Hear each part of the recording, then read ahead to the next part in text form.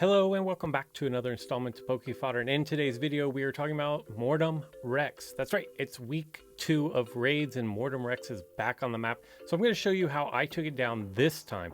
Now, this is going to be a different strat than we used in the previous video, but again, I'm using the same teammates. It is going to be Dr. Nazim, it is going to be Practice Cat, and it is going to be IDGT, all of the Apex Predators. And before I get into today's video, I do want to remind you that I am live on Twitch Mondays, Wednesdays, and Fridays. Today is Wednesday, and this morning we actually had several failed attempts and then successfully took down MORTEM REX with some of my subscribers and some of my Patreons. So that was a really cool thing. If you want to be part of the action, make sure you are following me over on Twitch. And just so you know, whenever I do go live on Twitch, make sure you are following me on Twitter. Links, as always, are in the description below. So here we go. It is the second go round with MORTEM REX. And I will tell you that you can get anywhere between 10 DNA and I believe 110 DNA for successfully taking down MORTEM REX. You will have to stay until the end of the video to find out how much DNA that I received. Like I said earlier, this is going to be a little bit different build out than we had in the previous video. For this particular video, once again, I'm Dilorachirus. IDGT is going to be Tenanto Rex Gen 2, level 30, 15, and 15 for the boost.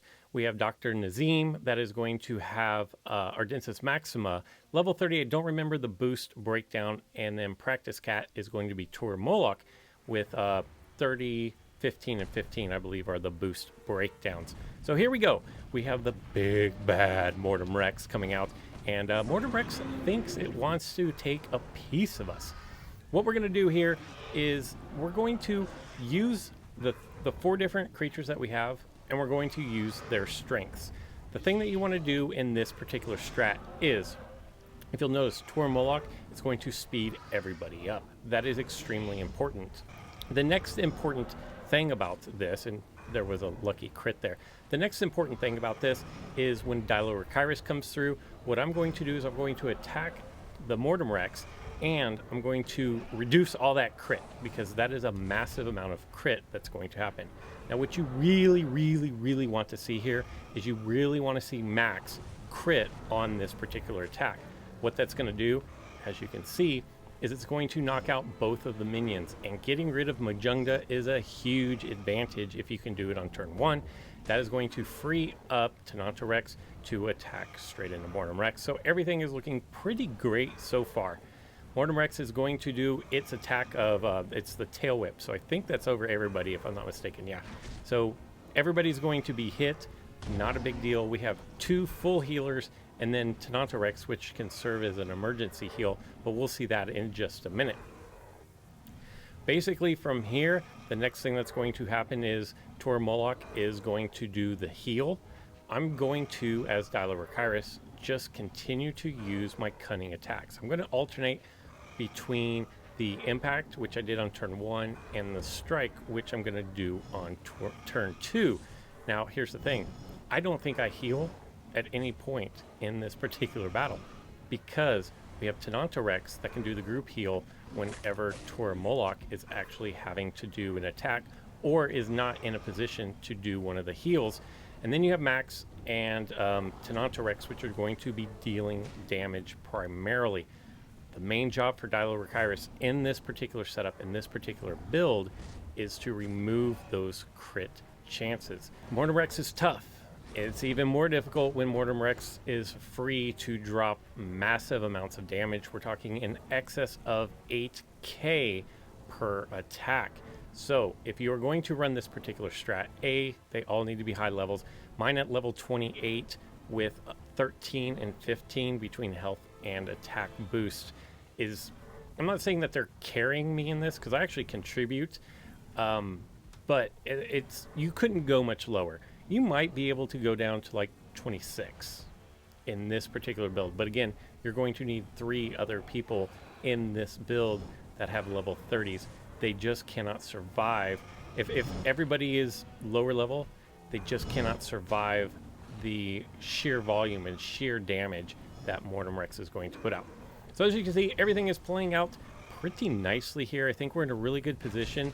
Another thing that you want to be very mindful of is, and it came up during my live stream today, you want to be very mindful of which attacks you're using when. If you will notice right here, we have Mortem Rex almost down and out. Probably a turn before this, maybe even 2 turns before this, if you are going to be the Ardensis Maxima user, you need to start setting up your group Thagomizer, Greater Thagomizer, your group attack for the first turn of round 2.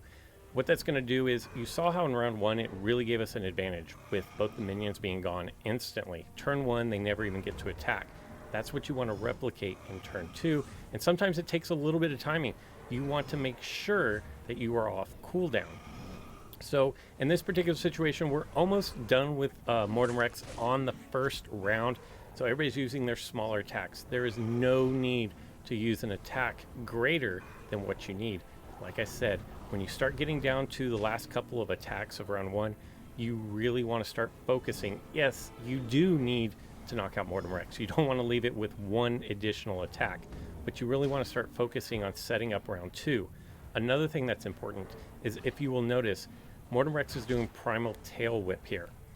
If we did not do this exactly right, then it would have survived this particular round, and then next round it would have had a rampage, and that's really going to play a big difference, because even though it's knocked out, it's technically not knocked out at the end of round 1. It's just immune to HP loss. It's not knocked out, so you can't think of it as, we knocked it out, how come it's still attacking? So make sure you are setting up, as you get to the lower ends of Mortem Rex, your early rounds. Now here we go again. Practice Cat gets the very clutch crit there, although it's really not needed, because Ardensis Maxima is going to take this thing out. Again, what you're looking for here is, you want to speed everybody up so that the other minions don't ever get a chance to attack. I'm going to remove the crit chances. We don't get the crit here. And you see how Majungda survived this particular attack and does the counterattack. Now that was 1800 damage, and it's not going to be difficult to knock this out, but at the same time, it can go south in a hurry. Tenonto Rex has to heal here, and that's going to allow Majungda to get an attack off. And I think because of this, we just lost 2400 off of Max. If I remember correctly, I think Max is going to get knocked out by the end of this, and it's because it just took like 6,000 of damage on the first turn of round 2. As I've said from the beginning, whenever I do these guides on how to knock out Mortem Rex, the first 3 rounds, or the first 3 turns of Mortem Rex round 2, are going to be make or break for your team. We very quickly could have gotten a really bad predicament, and in fact, Max is on life support at this point. Now, yes, we are going to heal it up a little bit, but 3,600 right here is not going to last long. Additionally, we still have the Majungda to take out. Luckily, my strike move, my basic move, goes after, I believe, the lowest HP creature. So that means that I'm going to knock it out, and that frees up IDGT to use the bigger attack, the more beefier attack on Rex. That's going to be followed up here by Ardensis Maxima, another really clutch crit for almost 6k damage. But as you can see on the defense shattering rampage return, we actually do lose Maxima in this particular battle. The good news here is, of the 4,100 and change HP that Mortem Rex has, I believe, we're down to, we've knocked almost 20,000 out of that, somewhere in the 19,000 range. Now, from here on out, we do have to play a little bit smarter, because we don't have the big damage. We have 1 crit, or we have 1 rampage, but we don't have 3 rampages, potentially. You know how Max has the group attack, or Greater Thagomizer, that's a 2 times attack, and then it also has the rampage. We're down to just really using the Tenonto Rex as a rampage. So here's where my cunning is actually going to come in and play a little bit bigger role than it would have to if we had the full team of 4. But at the same time, 6580 is a chunk of damage. And now at this point, with 13,000, since we know the rampage is going to do 6,500, we probably can keep Tenonto Rex alive for 2 more turns, 2 more cycles, which will get back to that rampage. And at that point, we just need to do roughly 6,000 damage between now and then so that Tenonto Rex can finish this thing off. Tenonto Rex is going to heal. It's going to give himself health. Tormaloc is going to speed here. Again, cunning. Like, as a Dilo user, I'm just alternating left and right, basically. I'm going cunning strike, cunning impact, cunning strike, cunning impact, back and forth. But my heals are there in case we get into a situation where somebody takes more damage than we are anticipating. So at the end of this turn, we have 8,005 HP left to take out. And it was really funny because Practice Cat, we're talking on Discord while we're doing this, but Practice Cat at this point says, charge! And so that is the cue for everybody just to straight attack. There's no need to really do healing or speed ups or anything else at this point. We should be able to do 8,005 damage, and of course we definitely do. We have Tenonto Rex, which is going to do 6,800, I think it was, on the rampage 2 turns ago. Tormaloc is going to lead off here with just the basic attack, and that is going to be, I don't even remember what, a crit for 3132. And then, unfortunately, I don't get the final KO below here. I don't remember which move I did. I don't remember if it was just the strike or if it was my impact. But that had to be the impact for 3,400, which is going to set the ball on a tee. And Tenonto Rex is going to line that up and drive it out of the yard. Mortem Rex is down once again. That's 2 weeks in a row. I have been successful in taking out Mortem Rex. We did replicate something similar to this in my Twitch live stream earlier today. So then here comes the risky part. You get to open the incubator. Like I said, between 10 and 110 is what you can get out of this.